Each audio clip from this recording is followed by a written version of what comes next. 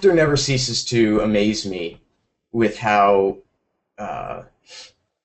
widely and excited people get over the things that he says. I bet you How he up in gets a arms. kick out of it. Well, it's entertaining to a degree, and I think he does get a kick out of it. I mean, I don't think that he thinks as seriously about stuff as. I mean, it's his job. He has to be kind of serious about it, but I don't think that he's so like into what he says and what it'll end up meaning for others than I guess some of your forumites and other troll types are. People get really, really behind what he talks about, and like he's predicting the future or something. Well, and, I mean, I can see his point to a certain extent that Nintendo might not be the best investment of your money, in terms of buying stock at this point. Yeah. I mean, one of the things about the Wii U is that it has this basically 1 year lead on everyone else, and it feels like it's really been squandered. Like they haven't taken an opportunity to get an advantage in the next console generation by having this advanced 1 year to work with. There's just nothing on the platform, and that's the time when you have that year that you should be trying to get as much crap that's compelling onto your system, so that people want to buy it, and people will look at the next console that all the hype's surrounded and say, yeah, but I've already got this investment, I've already got these games, and there's more great stuff coming, and I just don't see any of that. I mean, don't they always do that though? It's not really a new thing for them to launch a system and think that that launch was really strong, but it actually wasn't, and then have this 6 or 9 month lull where there's nothing, and then it picks up like beyond anyone's expectations, and then it's I good. mean, Iwata has been saying that for a while. He always wants to assure us that there's not going to be any game droughts, and there always are, because it doesn't matter if you're Nintendo or who you are. There's going to be periods where games aren't coming out. But for them to only do handheld only, which is kind of where Pachter was suggesting they go, I think that would be. I don't want them to do that as someone who plays games, because Nintendo's like our wild card. If it was Right. just Sony and Microsoft, that would be, well, it'd be boring more than anything. You said it, I didn't. Well, I think he has a valid point, though. I mean, Oh, they yeah. are the outlier. They're They the, are. No, and I don't mean that as a negative, is the thing. and I don't know that they're necessarily interested in playing the same game as everyone else. They aren't. I mean, well, and that's what Pachter was bringing up, is that he wanted them to do an HD Wii. He wanted them to get more into multiplayer, and these are things that their competitors are doing. Microsoft and Sony are doing, and I don't want them all three doing the exact same thing. That's just not good for competition and for you know. I want Nintendo coming up with these crazy ideas, and not all of them are going to work, but the ones that do work, they can work out well. Yeah, I think the alternatives, Sony and Microsoft here, these are really large companies that have their fingers in a lot of other pies, and they are incredibly risk averse.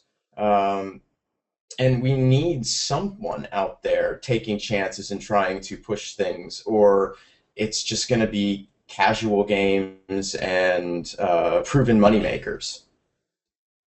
Where's the fun in that? Isn't it funny how it seems like it's kind of a hassle now to like go away from your PC and just go, for some people it's just a few steps away to their television and their console and doesn't it seem like that's a real bitch now? It does seem like it's a pain in the It ass. never was for me. I appreciate it, because if I'm at the console, I can't do anything. I'll just You're sit there and play committed the to what game. you're doing. You're already at a machine that does all this really great shit and plays all these great games and does everything else like you were saying. It's not that, it's a first world problem to say that I have to step over there to go play something, but I feel it now more than ever, and I never thought I would say that. Well, I just don't feel that the consoles are producing content that's compelling or interesting in comparison. And it's mostly the same stuff. Yeah. So unless you absolutely have to play it now because of an exclusivity arrangement, or you're a Gears player or a Halo player or a Killzone player, I don't see much reason to get up and move at all. And if you do have to get up and move, you have a portable, and those are the only. For now, those are the only systems doing anything really different. It's the Those are the only. frontier. It's because it's so cheap by comparison to make the games for them, that they can do That's different fine. stuff. I don't really care the reason. If there's different experiences on these consoles or these portables, those are worth owning to me, you know. And so it's so funny now that the 3DS is the main thing that I game on these days, aside from a PC. That's just crazy in my mind. Now, you know, we used to joke about having to turn on your PSP or your 3DS. Like, oh, I never play this thing. I have to turn on and update it. Now that really is the console for me. I go so long without playing a console, but I don't go a day without playing a portable. And that's just because there's a whole bunch of stuff constantly coming to these portables. And, you know, whether it be that it's cheap or more indies are making stuff for it or whatever, you know, all those are good reasons. I don't care. When I buy a device, I want to play games on it. I don't know that that's going to be consoles, though, in the future. Well, and it's funny you say all that because 2 Batman games were announced, Arkham Origins and what was the other one? Arkham Origins Blackgate. And it's the portable one that sounds way more interesting to me because that one's it's a different studio. Yeah. And I can't remember the name of the studio, but they have people that worked on all 3 Metroid Prime games. Is that Warner Brothers Montreal? No, that's Montreal is doing the console version. Okay. But it's like Armature or something is doing the Vita and 3DS version, but it's going to be like a Metroidvania type game. And whereas the other one's going to be presumably more Arkham as we know it.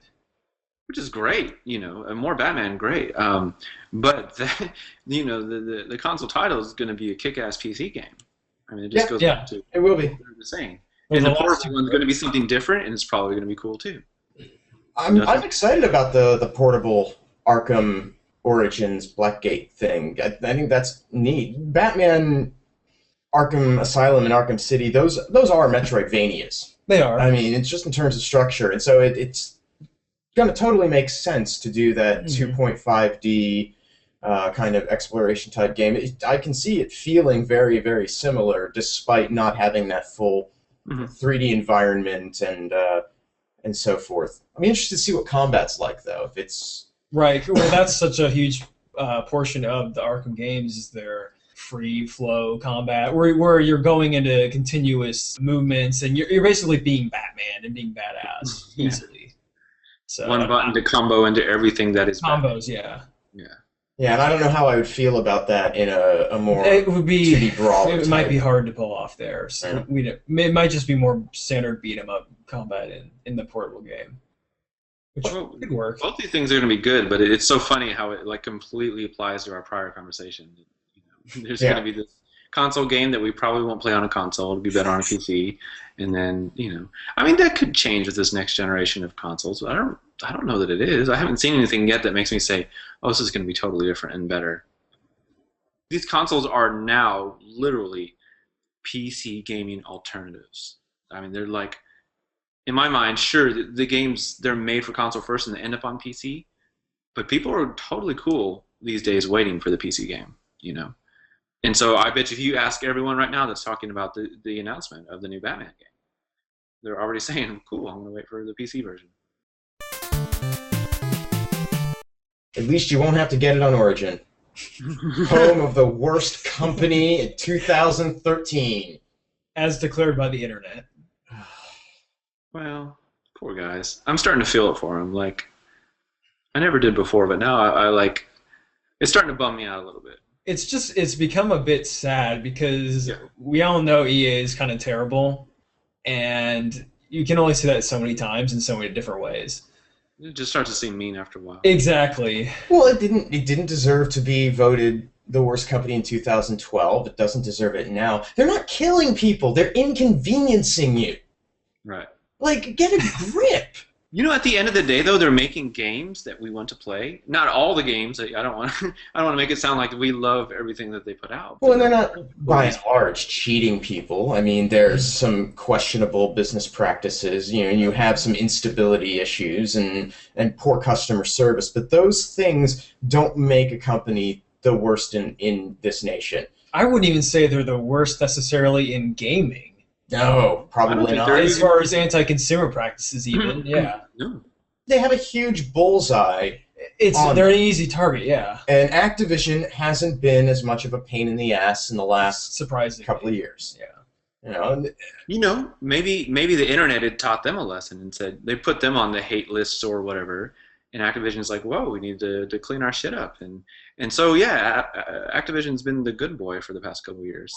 I don't know that it's so much we need to clean our shit up as if we better quiet down on this crap because people are getting pissed off. They're still not a great company, but it's like watching a ping pong match. Yeah. Every couple of years, the ball volleys over to the other side of the table, and now we hate Activision, and now we hate Electronic Arts, and then it's Activision.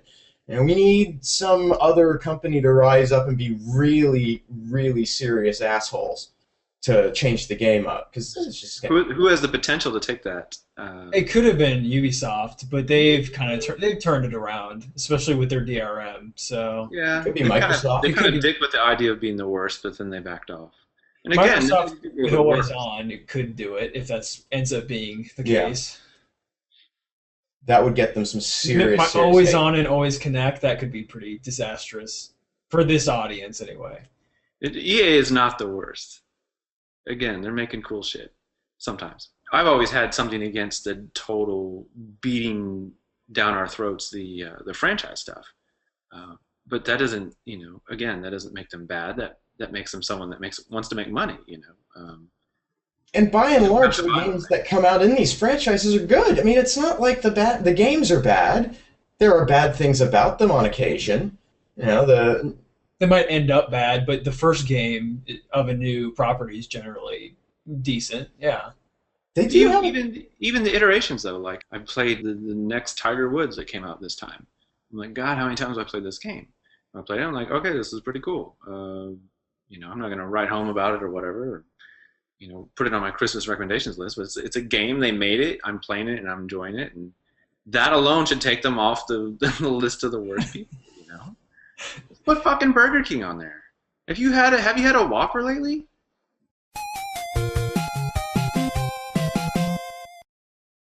See, the three things we wanted to talk about were corgis, and corgis.